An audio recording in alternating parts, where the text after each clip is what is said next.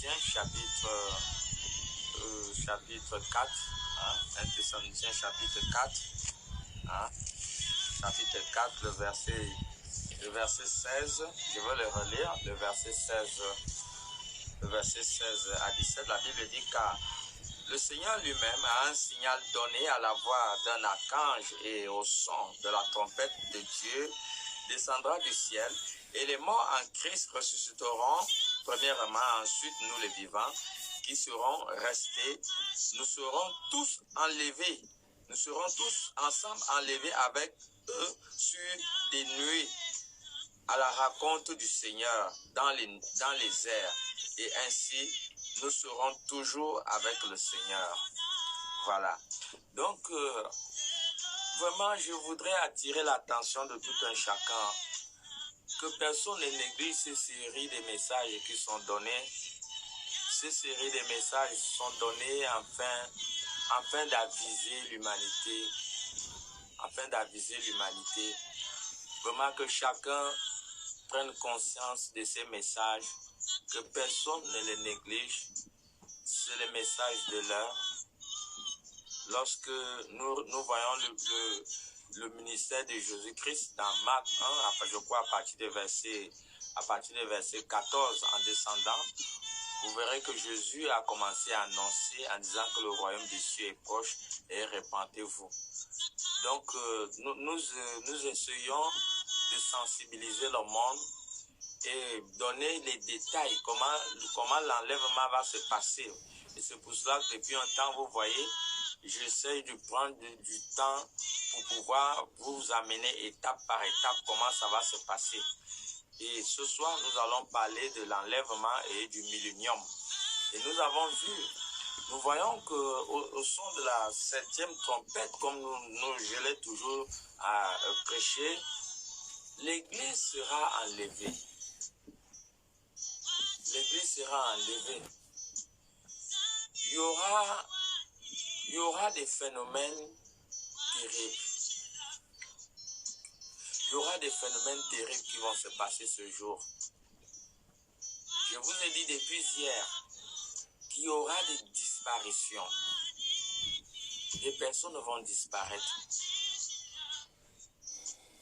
Les morts en Christ vont ressusciter. Tous ceux qui étaient morts dans le Seigneur, ils vont ressusciter. Et nous avons dit hier, selon Apocalypse 14, 13, que heureux des personnes qui meurent, qui avaient déjà accepté Jésus-Christ. Et hier, je pouvais vous dire, je n'ai jamais permettre que ce jour arrive sans que vous soyez en étroite collaboration ou en alliance avec Jésus-Christ. Déjà, si Jésus n'arrive pas à notre ère, nous savons tous que nous entrerons sûrement dans la terre. Donc, vraiment que chacun fasse des efforts pour que ce jour, tu ne puisses pas rater l'enlèvement. Sinon, ton voyage sur la terre va être en vain. C'est le combat de nous tous. Et je n'ai pas cessé de sensibiliser le monde entier. Et j'aimerais que où ce message arrive, dans des zones anglophones, asiatiques, si ce message peut être interprété pour que toutes les langues puissent accéder au message, vraiment ça va être une bonne chose. Donc, nous avons dit qu'il y aura des disparitions un peu partout dans le monde. Un peu partout. Comme vous avez vu à peu près la vidéo que j'ai diffusée là tout à l'heure, des accidents d'avion, parce qu'il y a des pilotes qui sont des chrétiens nés de nouveau. Il y a des chauffeurs qui sont des chrétiens nés de nouveau. Il y a beaucoup de personnes qui sont nées de nouveau. Ceux qui seront dans des volants, il y aura des accidents partout ce jour. Ça serait un jour terrible. Dans des sociétés, les gens vont disparaître. Un peu partout, il y aura des disparitions. Parce que Jésus-Christ viendra pour pouvoir enlever son Église. Donc voilà pourquoi, ma soeur, mon frère, ne rate pas ce jour. Le salut est à un simple prix. Un simple prix. Accepter Jésus-Christ et abandonner le mal. Est-ce qu'arrêter de mentir, c'est difficile? Arrêter de voler, c'est difficile. Arrêter d'haïr quelqu'un, c'est difficile. Arrêter de commettre l'adultère, c'est difficile. Arrêter le mensonge, est-ce que c'est difficile? Les commandements de Dieu ne sont pas difficiles. Est-ce que c'est à cause de ces choses faciles que nous allons rater notre demeure au paradis pour l'éternité? Vous-même, à un moment dans la vie, il faut s'asseoir. Il faut s'asseoir et réfléchir. Et réfléchir par rapport à où nous allons. Que personne ne regarde à la dimension de son nez. Tout homme, toute femme sage est celui qui tend son regard vers l'avant. Vers l'avant. Même l'apôtre Paul le dit. Il ne regarde pas derrière. Mais il essaie de tendre son regard vers l'avant, vers les objectifs à atteindre. Et l'apôtre Paul dit que la couronne du salut m'est réservée. Il dit que j'ai combattu le bon combat. Alors il faut que toi et moi, pendant que Dieu nous accorde la grâce d'être bénéficiaires de ce souffle de vie, il faut que toi et moi, nous puissions faire le bon combat pour ne pas rater l'enlèvement quand Jésus-Christ va venir pour enlever son église. Donc, voici comment les événements vont se passer. Donc, nous avons d'abord lu 1 Thessaloniciens chapitre 4, verset 16 à 17. Nous évoluons et je voudrais que vous soyez connectés. Soyez connectés, frères et sœurs, dans le monde entier. Nous sommes en train de développer comment ça va se passer. Voilà. Et nous sommes dans une série de messages qui est prêché depuis un certain temps. Et tout à l'heure, nous évoluons dans le livre de Apocalypse. Apocalypse chapitre 20. Voilà, je voudrais que chacun ait sa Bible, ayez votre Bible parce que nous allons lire ensemble. Donc, qu'est-ce qui va se passer dans la période de l'enlèvement? Vous voyez, nous sommes à Apocalypse chapitre 20, le verset 4. Je vais lire le verset 4. La Bible dit, voilà, et je vis des trônes et à ceux qui s'y assises fut donné le pouvoir de juger. Et je vis les âmes de ceux qui avaient été décapités à cause du témoignage de Jésus et à cause de la parole de Dieu et de ceux qui n'avaient pas adoré la bête ni son image et qui n'avaient pas reçu la marque sur leur front et leurs mains. Ils revinrent à la vie et ils régnèrent avec Christ, voilà, avec Christ pendant 1000 ans. Vous voyez? Donc, toutes les personnes qui étaient mortes dans le Seigneur, lorsque la 7e trompette aura sonné, ou sonnera, tous les morts en Christ, comme nous le voyons là, vont ressusciter. Et à la résurrection, le monde va entrer dans l'étape qu'on appelle le millénium. Donc ça veut dire qu'il y aura une durée de 1000 ans que tous les élus, c'est cette catégorie de personnes qui entendront le son de la trompette, que ce soit les morts qui étaient morts en Christ, que ce soit les vivants que Jésus-Christ trouvera. Donc ce sont ces élus qui vont vivre avec Christ, ce qu'on appelle le millénium. Donc ils vont vivre avec Christ le millénium. Bon, vous voyez, nous sommes dans Apocalypse chapitre 20 et c'est le verset 4 que nous avons lu tout à l'heure. Maintenant, nous allons évoluer au verset 5. Le verset 5 nous dit que les autres morts ne revinrent point à la vie jusqu'à ce que les 1000 ans fussent accomplis. C'est la première résurrection. Est-ce que vous voyez? Et je pouvais le dire hier, que tous les païens qui sont morts, tous ceux qui sont morts, qui avaient méprisé Christ, la plupart des personnes qui ne partaient pas à l'église, parce que je vous ai dit hier, vous ne pouvez pas être à la maison toute une année. Et quand l'examen de bac va se présenter, et vous allez aller vous présenter et gagner le bac. Vous ne pouvez pas être à la maison toute l'année sans étudier, sans rien faire. Ce n'est pas facile que cette catégorie de personnes puisse gagner le bac. Je crois que Dieu a établi des apôtres, des prophètes, des pasteurs, des évangélistes et des docteurs pour amener l'Église dans la perfection. Donc, c'est très difficile. Ces personnes ont été établies pour transmettre le peuple de Dieu la connaissance qui les fera vaincre et conquérir le salut. Je ne sais pas si c'est hier ou avant-hier, où je vous ai montré d'après les Écritures que le salut, ce n'est pas quelque chose de facile.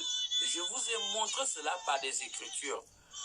Donc, si toi tu te dis que tu es à la maison et que tu penses que peut-être tu vas être sauvé, bon, ça peut arriver, mais le pourcentage serait trop faible. Parce que je sais que pour que tu puisses échapper au piège de Satan, tu as besoin d'être instruit, tu as besoin d'être encadré, tu as besoin d'être guidé, tu as besoin du transfert, parce que ce n'est pas par la force ni par l'épée, tu as besoin du Saint-Esprit. Donc il est très nécessaire que tu sois à l'église. Donc, toutes ces personnes qui ont négligé l'église, qui ont méprisé tout ce qu'on appelle le lieu de culte, je crois que ces personnes auront des problèmes pour pouvoir être sauvées le dernier jour. Donc voilà pourquoi le verset Apocalypse 20, le verset 5 nous a dit: et les autres morts ne revinrent point à la vie jusqu'à ce que les 1000 ans fussent accomplis. C'est la première résurrection. Donc tous ceux qui sont morts étant païens, tous ceux qui sont morts qui n'avaient pas rencontré Jésus-Christ pendant qu'ils vivaient, donc ils vont faire 1000 ans dans la tombe. Ils feront 1000 ans dans la tombe. Et vraiment c'est regrettable. C'est regrettable. Et je vous ai montré hier une succession d'événements qu'on a commencé hier à développer depuis hier. Pour ceux qui n'ont pas suivi, allez-y dans les messages un peu plus bas. Vous allez trouver ces messages dans ma page Facebook. Donc, je vous ai montré que lorsque l'Église va être enlevée, nous avons examiné les Écritures. Et les Écritures nous amènent à comprendre qu'il y aura un problème de luminance. Il y aura un problème de lumière. Donc, il est fort probable, selon l'examination des Écritures, que la terre puisse expérimenter les 1000 ans dans les ténèbres, dans le noir total. Et je disais hier que le soleil et la lune sont les symboles de l'Église. Donc, quand Jésus vient pour enlever son Église, Jésus va sûrement enlever son soleil. Les païens qui vont rester ne seront plus bénéficiaires de la lumière de Dieu. Voilà. Donc, nous essayons d'évoluer. Donc, nous avons dit que les morts en Christ vont rester dans les tombes pendant 1000 ans. Donc, qu'est-ce qui va se passer pendant cette période que l'Église va être enlevée? C'est dans la même période que l'archange Michel va descendre du ciel. Dans le livre d'Exode, chapitre 20, allons-y, Exode chapitre 20, le verset 1. Oui, prenez vos Bibles, chacun doit avoir sa Bible. Pas Exode, excusez, Apocalypse chapitre 20.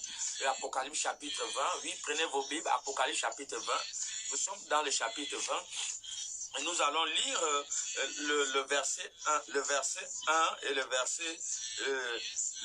verset 3.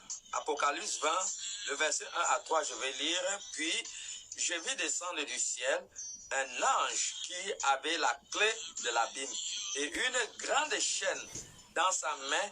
Il s'assit, il saisit le dragon, le serpent ancien, qui est le diable et Satan, et il le lia pour 1000 ans.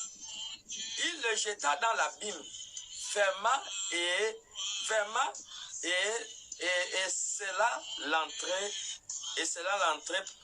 c'est là l'entrée au-dessus de lui, afin qu'il ne séduise plus les nations jusqu'à ce que les 1000 ans fussent accomplis. Après cela, il faut qu'il soit délié pour un peu de temps. Donc, dans cette période où l'Église va être enlevée, les païens vont rester dans la tombe pendant 1000 ans parce qu'ils n'auront pas entendu le son de la trompette, parce qu'ils n'auront pas accepté Jésus-Christ avant de mourir. Donc, ils vont rester 1000 ans dans la tombe. Satan sera arrêté. L'archange Michel, l'ange va descendre du ciel avec un ange puissant, va descendre avec la chaîne. Et le diable sera arrêté. Le diable sera mis en prison dans l'abîme pour 1000 ans. Pour 1000 ans. Donc, pendant que le diable sera en prison pendant 1000 ans, sur la terre, il y aura sa présence. Sa présence, ça veut dire les démons. Les démons. Vous savez, je l'ai dit, que ce soit le tribunal, que ce soit partout dans toute administration, ces administrations fonctionnent à travers la constitution divine, à travers les lois de Dieu, à travers les commandements de Dieu. Et vous allez voir, lorsque les gens sont jugés au tribunal, ils sont jugés sur la base des principes de la vérité. Lorsque les gens sont condamnés, ils sont condamnés sur la base des vérités qui ont été puisées de la Bible. Bon, essayez de voir. La lumière sera enlevée. La lumière sera enlevée. L'Église sera enlevée. Si aujourd'hui, il y a moins de gens dans la prison, si aujourd'hui, le mal diminue dans des pays, dans des administrations, c'est parce que les gens ont contacté Christ, ils ont contacté le Seigneur Jésus-Christ. Alors, je voudrais amener à comprendre le monde que l'Église aussi contribue à l'avancement de la société. Parce que s'il n'y avait pas l'Église, il devait avoir plus de bandits et les gens de la PJ devaient avoir plus de travail. Mais tous les jours, les gens se convertissent. Donc, ça fait moins de travail vraiment dans la société. Si aujourd'hui, les gens ont peur, une catégorie de personnes ont peur de voler, ont peur de commettre un certain nombre d'actions négatives, mais parce que simplement, ils ont constaté la vérité. Ils ont su qu'il y a un enfer qui attend tous les pécheurs. Et c'est sur cette base qu'ils ont renoncé à pouvoir continuer à poser des actes négatifs. Alors, cette église, il n'y aura plus la lumière. L'église est la lumière du monde. L'église sera enlevée. Donc, il y aura une déstabilisation de tous les gouvernements sur la terre. Ça serait terrible. Il y aura une fraîcheur terrible sur la terre. Ça serait des moments invivables. Donc, je crois que 1000 ans, c'est une durée de 10 générations, si je ne me trompe pas. Donc, il y aura une succession de générations et de générations qui vont expérimenter ces douleurs. Dieu ne sera, l'Église ne sera plus sur la terre. Donc il y aura le mal, il y aura la criminalité, il y aura le vol, il y aura toutes sortes de mal. Les femmes seront violées, les gens seront tués, les gouvernements seront saturés. Ils ne sauront pas qu'est-ce qu'il faudra faire. Il y aura des faux chrétiens qui vont rester, qui vont vouloir faire encore le saint. Mais le 666, qui est un gouvernement qu'on va développer dans le temps à venir, va mater les gens. Va mater les gens. Ça serait difficile pour tous les habitants de la terre. Ça serait terrible. Les gens, il y aura plus aucune sécurité. La seule sécurité, la paix, la petite paix que vous voyez sur la terre aujourd'hui, c'est à cause de la présence de l'Église. Une fois l'Église est enlevée, la planète Terre, les gouvernements vont connaître une douleur terrible. Il y aura une déstabilisation totale de la société. Il y aura les malheurs. Ça serait terrible. Le taux de mortalité, ce qu'on voit aujourd'hui, ce n'est rien. Il y aura trop de mortalité. Et je crois pendant que je parle, le Saint-Esprit m'amène dans le livre d'Ésaïe chapitre 13, voilà, pour essayer de confirmer un peu cette parole de mortalité. Vous voyez, il y aura tellement de mortalité. Tu vois, il dit ici, je vais lire à partir de... je vais lire à partir du verset 11, Ésaïe chapitre 13, le verset 11. Voilà, Ésaïe chapitre 13, le verset 11, il est écrit: « Je punirai le monde pour sa malice et les méchants pour leurs iniquités. Je ferai cesser l'orgueil des humains et j'abattrai l'arrogance des tyrans. Je rendrai les hommes plus rares que lors de leur faim. Je les rendrai plus rares que lors d'Ophir. C'est pourquoi j'ébranlerai les cieux et la terre sera secouée sous sa base. » Donc, le taux de la population va diminuer. Parce que Dieu va massacrer les gens. Dieu va massacrer. Ça veut dire que Dieu va permettre il y aura un massacre terrible. Et tout ça, c'est Dieu qui va le permettre. Pourquoi? Parce que les hommes l'auront régné. Donc, je ne souhaite pas à un païen de pouvoir vivre ce millénium sur la terre. Je ne le souhaite pas. Et voilà pourquoi j'aimerais que cette vidéo puisse durer des générations et des générations. Pour que les générations puissent l'observer. Et que chaque génération qui sera face à cette vidéo puisse prendre la chose à cœur. Prendre la chose à cœur et comprendre que peut-être Jésus va venir à mon ère. Je ne dois pas faire l'erreur de passer le millénium. Vous savez qu'il y a des gens qui font 80 ans. Donc, 80 ans. Donc, essaie d'imaginer, tu fais 80 ans dans une telle douleur. Donc, ça ne serait pas la joie, ça ne serait pas la paix pour des personnes qui vont rater le ciel. Les gens vont pleurer amèrement. Et voilà pourquoi aujourd'hui, ça doit être la préparation. Je l'ai toujours dit, s'il y a des choses que tu n'as pas résolues, il y a des gens que tu dois l'argent. C'est maintenant qu'il faut commencer le travail. Nous tous, nous sommes dans ce travail. Nous sommes dans un processus de restitution. Vous avez vu dans Luc 19, à partir du verset 1 à 9, lorsque Jésus est entré dans la maison de Zachée, Jésus a dit, le salut est entré dans cette maison. Et la première chose que Zachée a commencé à faire, c'est la restitution. Donc, il ne peut pas avoir de salut sans restitution. À chaque moment que le salut entre dans une vie, tu dois chercher à rembourser l'argent que tu as escroqué, les gens que tu as escroqués, les gens que tu as volés. Tu dois aller vers eux, leur dire que je me suis converti et je demande pardon. Ce que je peux rembourser, ils peuvent vous remettre leur dette, ils vont vous remettre. Mais tout ce qui est fait est visualisé dans le ciel. C'est le temps de la restauration. Si tu es dans la prostitution, il faut abandonner la prostitution. Parce que si Jésus te trouve dans la prostitution, tu vas rater le ciel. Travaille avec tes mains. Proverbe 14, 23. dit que tout travail produit l'abondance. Même si tu fais la manicure, même si tu vends le manioc, même si tu as une petite table quelque part, le Seigneur va te bénir. Mais abandonne le travail de la prostitution. Abandonne tout ce qui ne glorifie pas Dieu. Prépare-toi à ce grand événement mondial qui arrive. Et cette parole est valable pour les ministres, cette parole est valable pour les rois, cette parole est valable pour les présidents. Chaque personne doit se préparer, peu importe ce que nous sommes.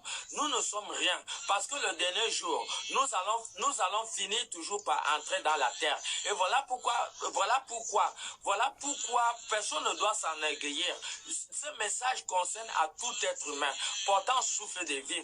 Dieu m'a utilisé et Dieu m'utilise afin d'aviser aux nations, afin d'aviser au peuple, afin d'aviser aux individus que nous vivons au temps de la fin. Si vous constatez bien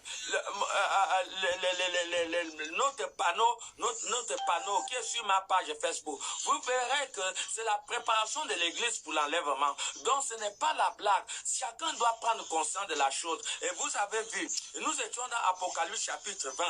Voilà, nous avons dit que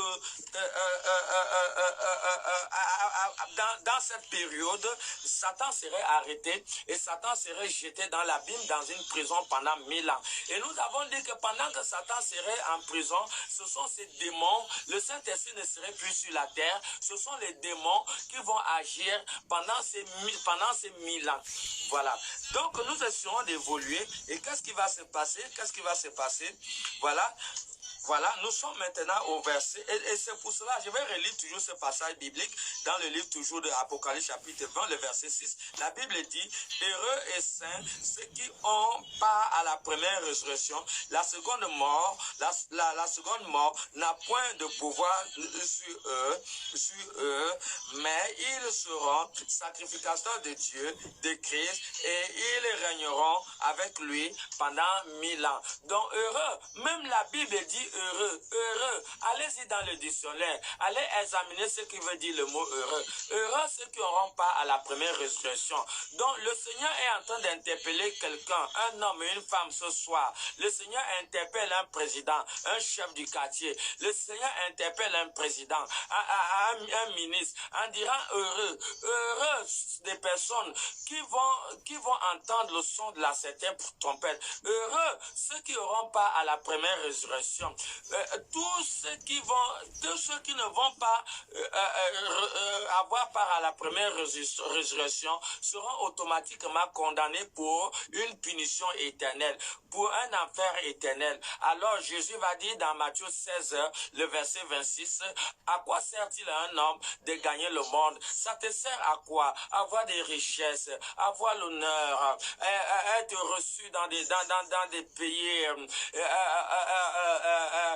être reconnu comme une grande personnalité. Mais le dernier jour, la même manière que notre nez regarde le sol, un jour nous allons entrer dans le sol. Mais à quoi va te servir toute la richesse? T'es-tu assis dans ta chambre à 3 heures du matin? Essaie un peu de réfléchir par rapport à cette vérité. Nous avons dit que toute chose est vaine. Pourquoi rater la première résurrection? Pourquoi mourir sans avoir croisé Jésus-Christ? C'est Jésus-Christ qui est le Seigneur de toutes choses. Je vous ai montré ça par des Écritures, que Jésus-Christ est le Seigneur. Et je vous ai dit depuis la première fois, que toutes les tombes, il y a même Adam est dans la tombe, tous les prophètes sont dans la tombe, mais la seule tombe qui est vide, c'est la tombe de Jésus-Christ. Donc il a montré ses preuves qu'il était Dieu. Et je vous ai dit ça, il a ressuscité Lazare qui était pourri dans la tombe. Il a ressuscité le fils de la veuve de Naïm. Il a ressuscité la fille de Jairus, 12 ans. Donc Jésus n'a pas fait mal de choses. Jésus a marché sur l'eau. Donc il a montré qu'il est Dieu. Même dans les Écritures, je vous ai montré à travers les Écritures. Je sais que toutes les religions dans le monde savent que la Bible est la parole de Dieu. Tout le monde connaît l'authenticité de cette parole. Et c'est cette même parole qui nous parle. Dans le livre de 1 Jean, chapitre 5, le verset 20 à 21. Il dit, nous savons aussi que le Fils de Dieu est venu et qu'il nous a donné l'intelligence pour connaître le véritable. Et nous sommes dans le véritable en son Fils Jésus-Christ, celui qui est le Dieu véritable et la vie éternelle. Petits enfants, gardez-vous des idoles. Donc c'est Jésus-Christ qui est le Dieu véritable. Je vous ai éprouvé ça bibliquement dans le livre de 1 Jean chapitre 5, le verset 20 et le verset 21. Le jour du jugement, le monde entier sera face à Jésus-Christ. C'est Jésus-Christ qui va juger le monde. Donc, voilà pourquoi c'est une erreur de mourir sans avoir accepté Jésus-Christ. Pendant que tu es bénéficiaire du souffle de vie, vraiment, ne t'endurcis pas. Ça ne sert à rien de t'endurcir. Vous savez, il y a des personnes que vous pouvez suivre, que vous pouvez vous amuser. Mais votre esprit vous authentifie où vous êtes là. Que la voix que vous entendez, ce n'est pas la voix d'un homme. Votre esprit vous montre que cette personne qui parle n'est plus en lui. Il est connecté avec le trône divin. Et il est face à l'humanité. Il est en train de parler à toute la planète Terre. Que les êtres humains n'ont qu'à prendre conscience. Parce que je reviens bientôt. Je reviens bientôt. Les êtres humains, ma créature. Je reviens bientôt. Préparez-vous. Préparez-vous. Je veux venir trouver une église prête. Je suis en train de parler à travers mon serviteur. Et je ne voudrais pas que vous soyez endurcis. Écoutez la voix qui sort de sa bouche. La voix qui sort de sa bouche est ma voix. C'est moi qui suis en train de parler au son de sa voix. Merci Saint-Esprit.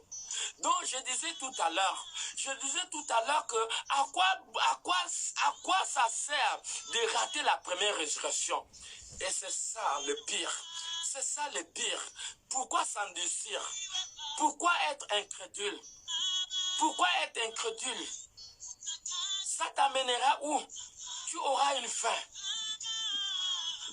Alors, lorsque Satan sera enchaîné pendant 1000 ans,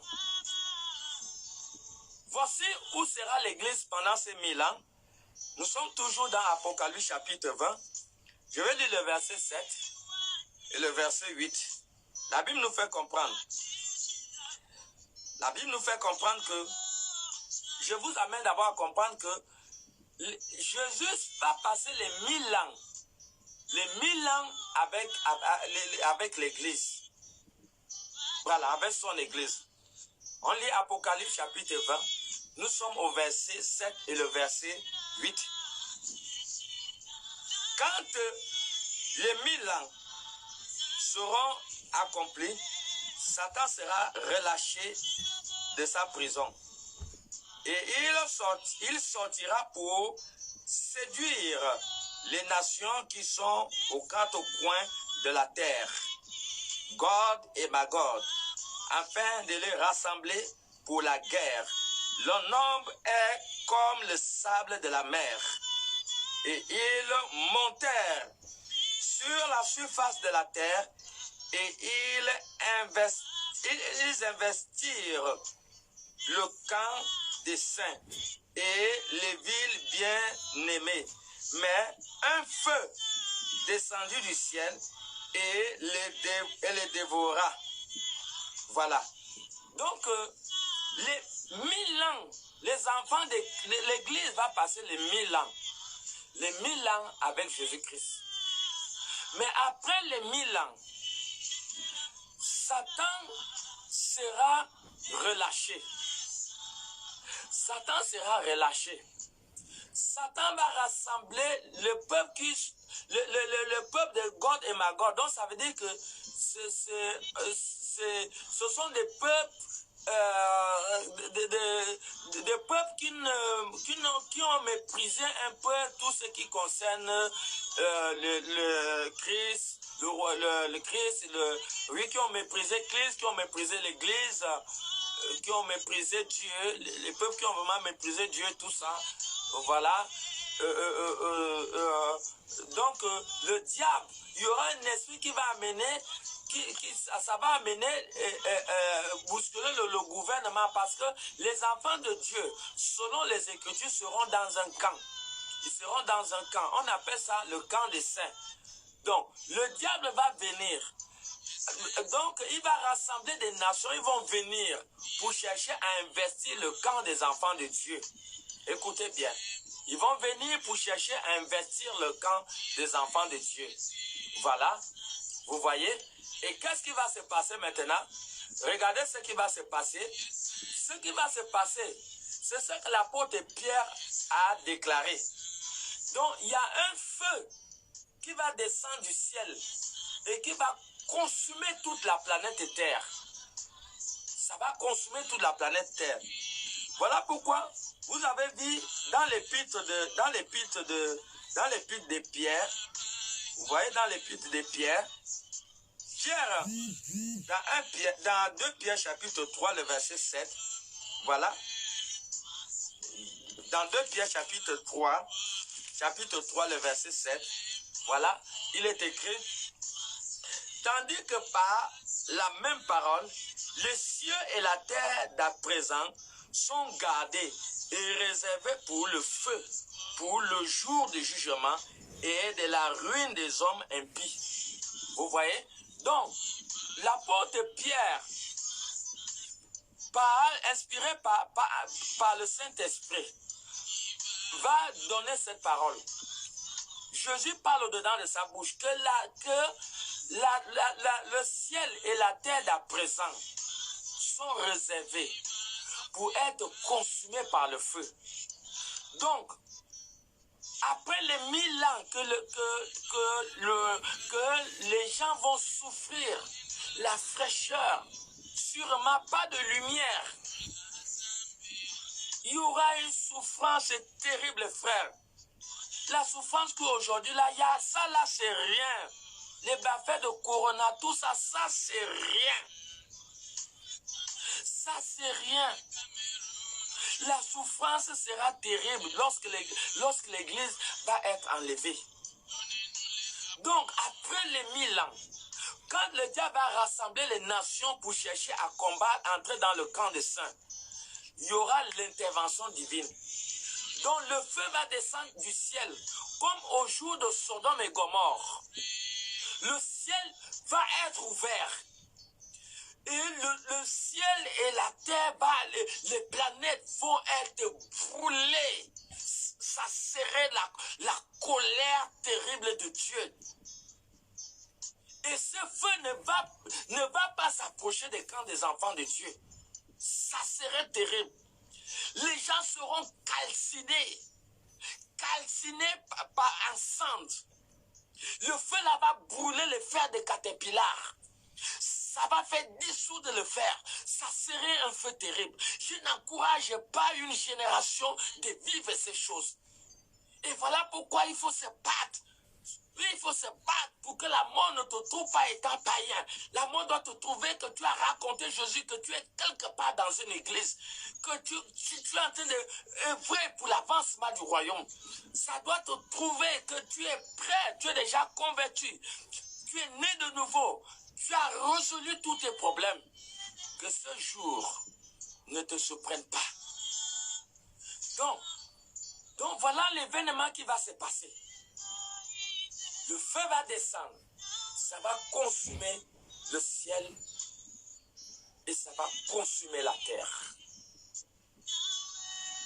Alors, qu'est-ce qui va se passer? Alors, une nouvelle page. Les choses vont continuer à avancer. Les choses vont avancer. Nous allons lire la parole de Dieu dans le livre de Jean, chapitre 5. Nous allons lire le verset 24, ouais. Voilà. Voilà. Après cela, nous allons, lorsque le feu va descendre, avant même d'arriver là à Jean, nous allons d'abord lire un premier, nous allons d'abord évoluer, toujours dans le livre d'Apocalypse, soyez dans le livre d'Apocalypse. Regardez, lorsque le feu va descendre pour consumer la terre, voici l'événement suivant. Je suis en train d'aller étape par étape pour vous amener à à révéler la manière que les événements vont se passer. Lorsque le feu va descendre, voilà, qu'est-ce qui va se passer en ce moment?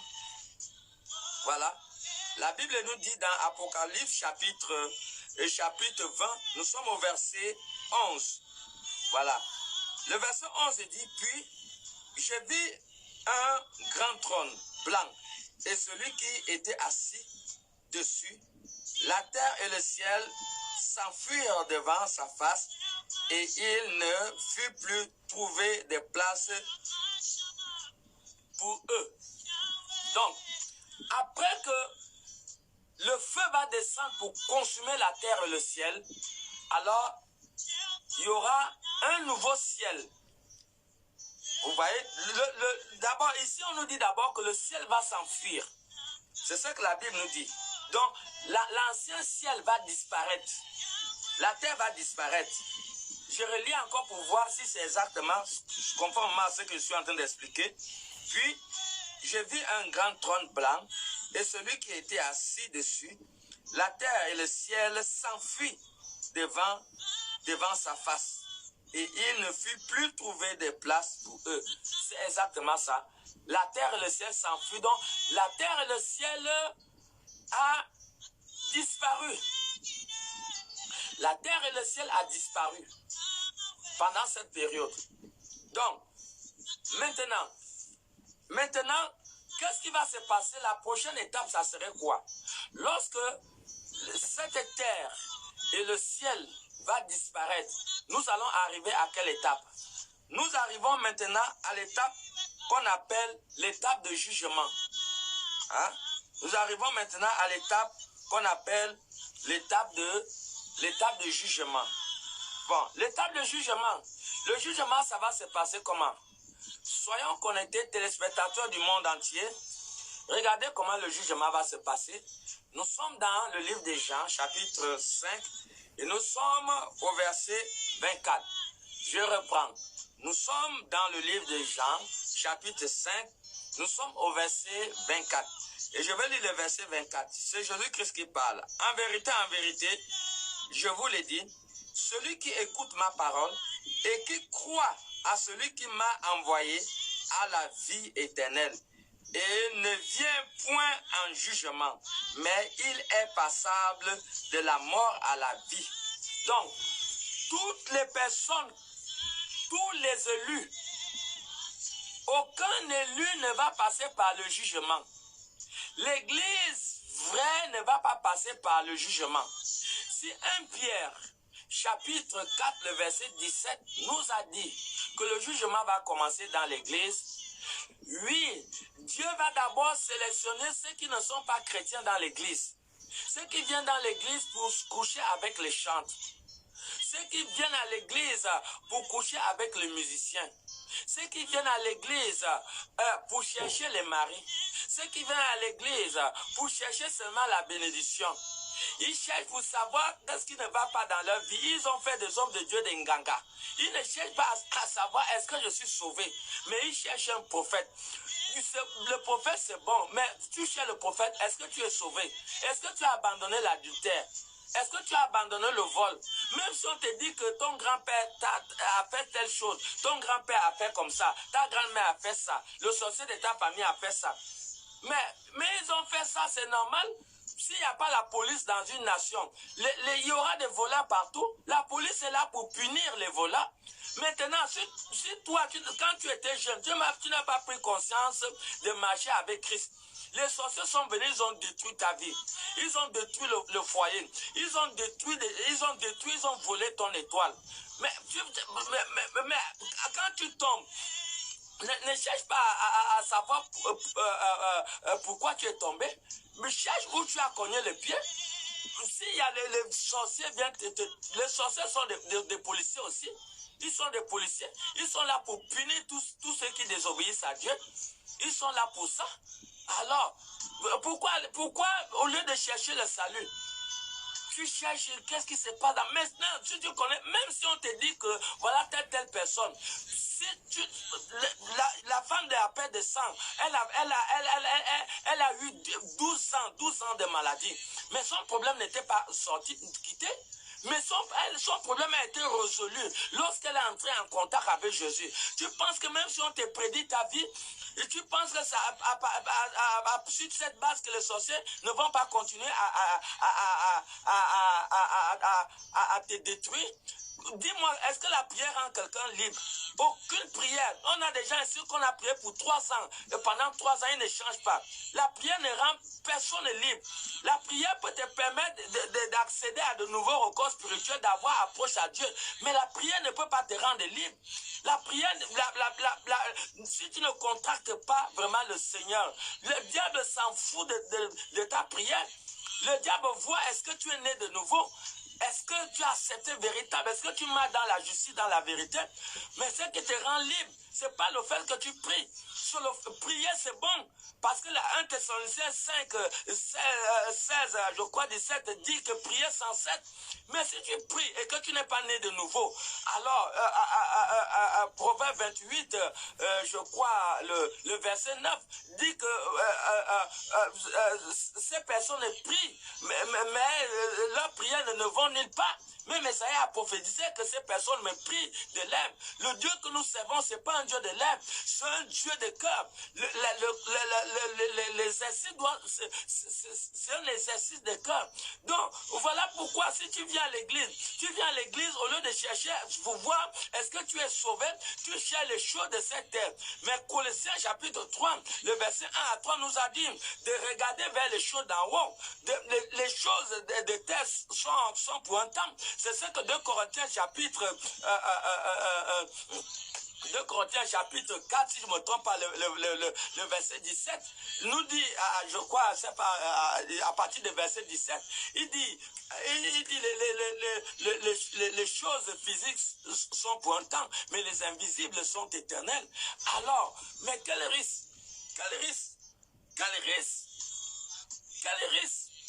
de rater l'enlèvement à cause des choses éphémères de cette terre. Alors Dieu parle à quelqu'un. Donc, voilà pourquoi quand le jugement va commencer dans l'église, selon 1 Pierre 4, 17, tous les faux qui viennent à l'église ne sont pas nés de nouveau. Ils viennent pour leurs intérêts propres. Ils ne viennent pas, pourquoi? Parce qu'ils ont le souci qu'un jour, ils vont comparer, ils seront face à Dieu. Mais Esaïe 43, je crois le verset 45, le verset 23, nous a dit que tout genou fléchira, que la personne qui va échapper devant Dieu, personne n'échappera devant Dieu. Donc, ce n'est pas des choses à négliger. La Bible nous fait comprendre. Nous avons lu ici, là, je relis Jean chapitre 5, le verset 24. En vérité, c'est Jésus qui parle. Je vous le dis, celui qui écoute ma parole et qui croit à celui qui m'a envoyé à la vie éternelle et ne vient point en jugement, mais il passera de la mort à la vie. Et nous avons dit que tous ceux qui sont nés de nouveau, tous ceux qui vont être enlevés, ils ne vont pas passer par le jugement. Vous ne verrez jamais quelqu'un qui n'a pas volé aller à la barre. Il va aller à la barre comment? Il n'a jamais volé. Son témoignage est bon. Hein? Il va aller faire quoi au tribunal? Celui qui passe à la barre, c'est le voleur, c'est le violeur, c'est le fornicateur. C'est quelqu'un qui a mal agi, c'est un tueur, un braqueur, c'est un fumeur de chambre. Ce sont ces personnes qui vont à la barre. Hein? Vous voyez? Donc, quelqu'un qui n'a rien fait. Et voilà pourquoi les élus de Dieu ne vont pas passer à la barre de Dieu. Voilà. Voici les catégories de personnes qui vont passer à la barre. Nous sommes toujours dans le livre de Jean, chapitre 5, et cette fois-ci, nous sommes au verset 29. Et qu'est-ce que nous dit le verset 29? Jean chapitre 5, le verset 29 nous dit, ceux qui auront fait le bien ressusciteront pour la vie, mais ceux qui auront fait le mal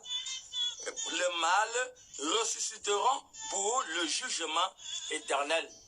Donc, voilà alors comment ça va se passer.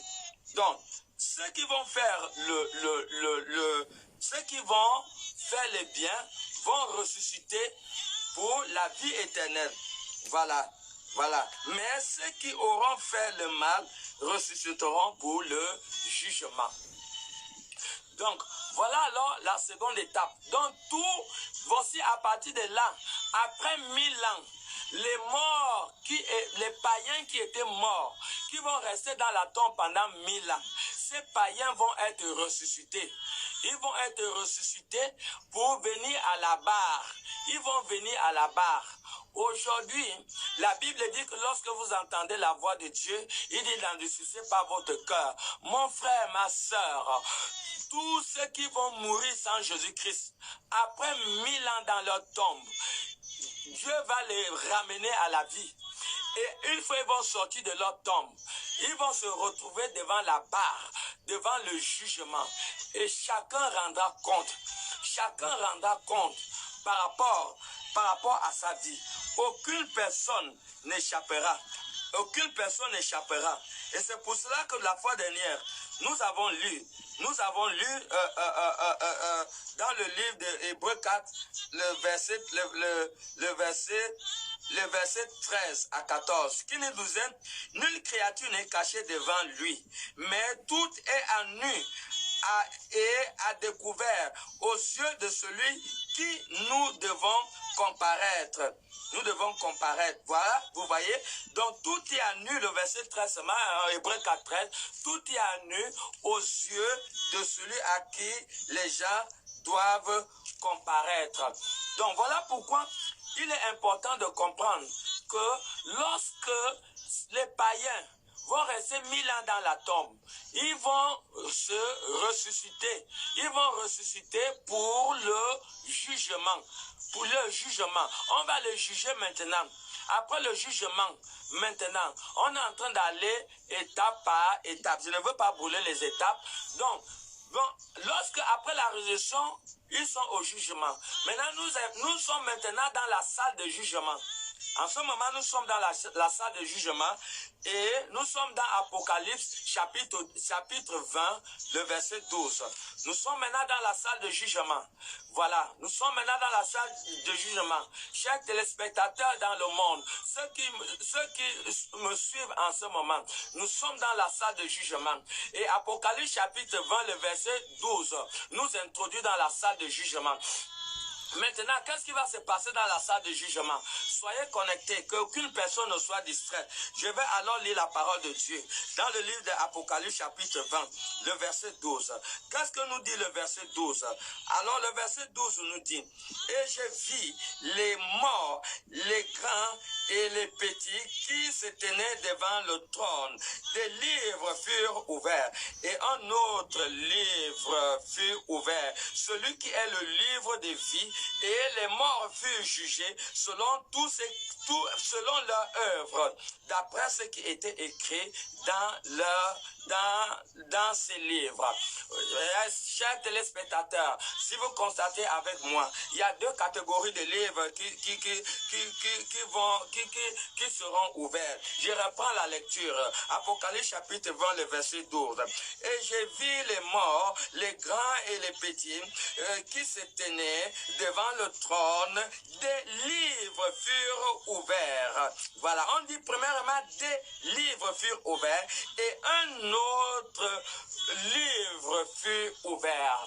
Donc, chers téléspectateurs, si vous constatez avec moi, ce n'est pas différent avec le processus du tribunal. Vous allez voir, lorsque les juges vont rendre leur verdict, vous voyez, ils viennent avec des gros cahiers noirs, Ils viennent avec des dossiers. Ce sont des procès verbaux qui ont été établis dans les commissariats. Ils viennent avec ça parce qu'ils vont rendre le verdict. Et chaque être humain va passer le moment de verdict. Chaque être humain va passer le verdict. Tous ceux qui vont mourir étant païens, ils vont passer le verdict. Ils vont passer le verdict. Tous ceux qui vont mourir sans avoir raconté Jésus, ils vont passer devant le verdict. Voilà. Donc, ces avocats viennent avec de gros cahiers. Et cela nous... Et quand vous regardez bien, et souvent, l'accusé n'a plus souvent la parole. L'accusé est devant la barque. Maintenant, le juge va lire ce que le commissariat a écrit dans le procès verbal. Oui, le commissariat a écrit dans le procès verbal. Oui, que ce garçon, c'est un voleur. Il est parti voler la télé de quelqu'un. Le procès verbal serait, oui, ce garçon, il a braqué à un carrefour. Oui, le procès verbal serait, oui, ce garçon, c'est un vendeur de chanvre. Oui.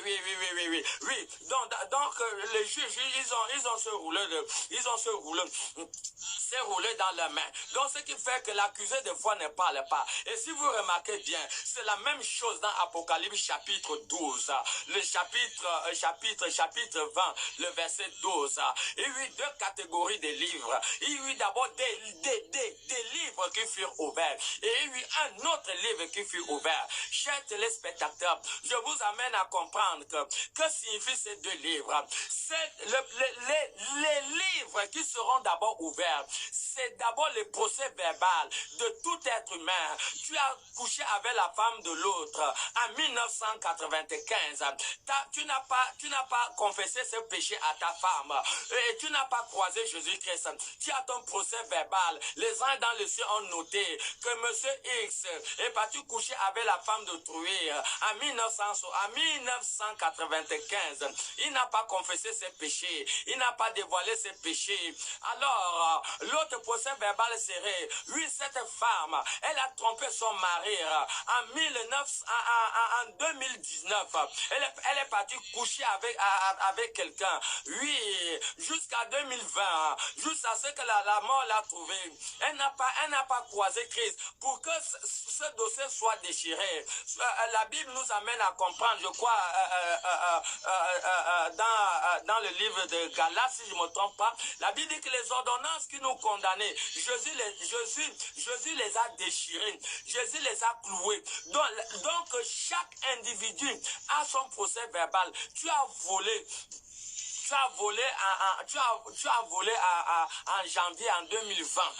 Ce que tu as fait est écrit dans ce procès verbal, dans ton procès verbal. Tant que tu n'as pas confessé Christ, tant que tu n'as pas accepté Christ, ton procès verbal, ce sont ces livres. Il y a beaucoup de livres. Ça veut dire que chaque païen aura son dossier qui sera lu devant Dieu. Tu as volé en 1998. Et depuis 1998 jusqu'à aujourd'hui, tu n'as jamais accepté le Seigneur. Tu as braqué, tu fumes le chambre, tu voles, tu fais de mauvaises choses depuis l'an 2020, l'an 2010, l'an 2015. Tu n'as jamais cherché à croiser Christ. Ton procès verbal est rempli avec des péchés. Et ce sont ces livres. Dans chaque personne a un procès verbal. Tous ceux qui n'ont pas croisé Christ. Lorsque tu as croisé Christ, c'est à partir de là que ton procès verbal est déchiré. C'est à partir de là que c'est déchiré. Et voilà pourquoi, ce téléspectateur du monde entier, je voudrais amener tout un chacun à prendre conscience de ces vérités. Si tu n'as pas croisé Christ, tu dois connaître que tu as un procès verbal. Et ne sois pas surpris. Le jour que Dieu vient enlever son souffle de vie, Hébreux 9, 22 nous a dit qu'après cette résurrection viendra le jugement. Il y aura le jugement. Tu passeras devant la barre. Tu passeras devant la barre de Dieu. Ne pense pas que tu échapperas. Tu peux t'amuser avec les hommes aujourd'hui. Tu peux t'amuser avec l'église aujourd'hui. Tu peux t'amuser avec les hommes aujourd'hui. Tu peux négliger ton salut, tu es à l'église aujourd'hui. Mais un jour, tu croiseras le Seigneur. Un jour, tu seras à la barre. Et ton dossier sera maintenu. Parce que tu n'as pas pris à cœur de croiser Jésus-Christ. Pour que ton ancien dossier soit déchiré. Et voilà Voilà, c'est ça le malheur. Et quiconque entend la voix du Seigneur maintenant doit prendre la chose à cœur, doit considérer ce que tu es en train d'écouter. Ce n'est pas un homme qui vous parle. Le Seigneur Jésus est en train de parler à un cœur. Le Seigneur Jésus cogne au cœur de quelqu'un. Alors accepte le Seigneur maintenant. Ne renvoie pas à demain la décision que tu peux prendre aujourd'hui, parce que demain peut être trop tard pour toi. Moi-même, je ne sais pas la raison pour laquelle je suis en train de parler. C'est Dieu seul qui sait. Alors si tu as la sagesse, qui a l'intelligence, tu dois prendre conscience de Jésus-Christ maintenant, en l'acceptant maintenant, pour que ton procès verbal puisse être déchiré. Si ce n'est pas déchiré, si tu n'as pas croisé Jésus-Christ, c'est la même manière que les avocats et les juges viennent au tribunal. Le jour que tu n'as rien à faire, en semaine, va au tribunal. Mon ami, va au tribunal. Va voir comment on juge les gens. Peut-être tu vas attirer, tu vas prendre conscience. Tu vas voir la manière que ça va se passer le jour du jugement. C'est exactement pareil. Il n'y a pas de différence. Voilà pourquoi tu dois prendre conscience de Jésus-Christ aujourd'hui. Parce que demain sera trop tard pour toi.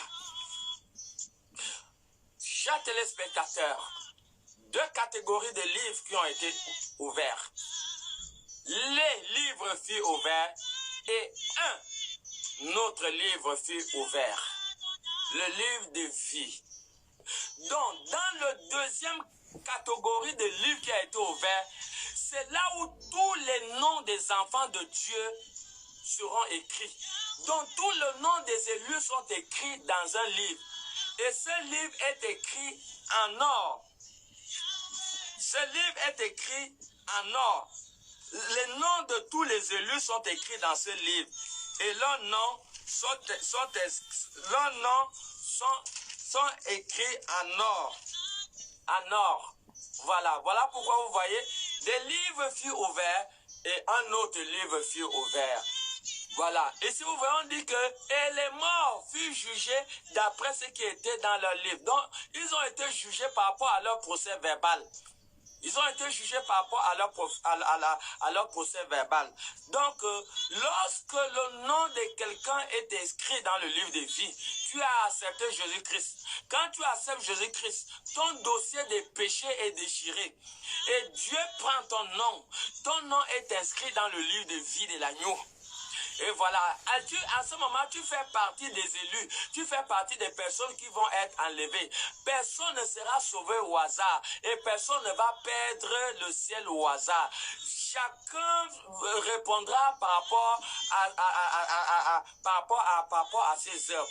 Donc, lorsque ton nom est inscrit dans le livre de vie, tu dois travailler sur ton salut pour que ton nom soit en permanence écrit. Si ton nom est inscrit dans le livre de vie aujourd'hui et que tu voles le portable de quelqu'un, tu vas commettre une injustice quelque part.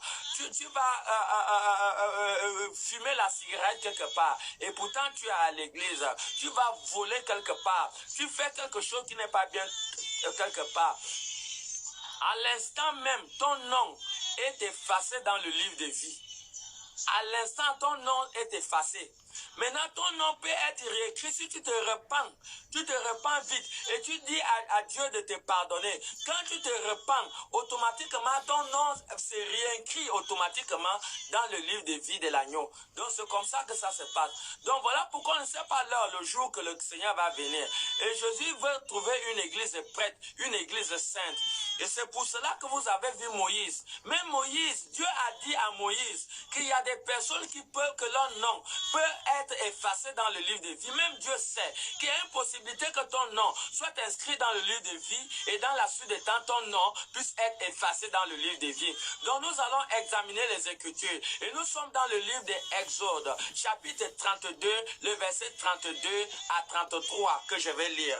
Ok, donc je lis la parole de Dieu dans le livre de Exode 32, 32, 33. Il est écrit, c'est Moïse qui parle. Il dit, pardonne maintenant leurs péchés, sinon efface-moi de ton livre que tu as écrit. Le verset 33 dit, l'Éternel dit à Moïse, c'est celui qui a péché contre moi que j'effacerai de mon livre. Vous voyez, la chose qui peut amener que ton nom puisse être effacé du livre de vie, ce n'est que le péché. Alors, chers téléspectateurs, je crois qu'on est déjà presque à plus d'1 heure. Donc, je veux devoir m'arrêter par là. Et je crois qu'il y a quelqu'un qui est béni par rapport à ces messages. Vraiment, prenons conscience tous, prenons conscience et préparons-nous chacun pour ce grand événement, que personne ne puisse vraiment rater ce grand événement.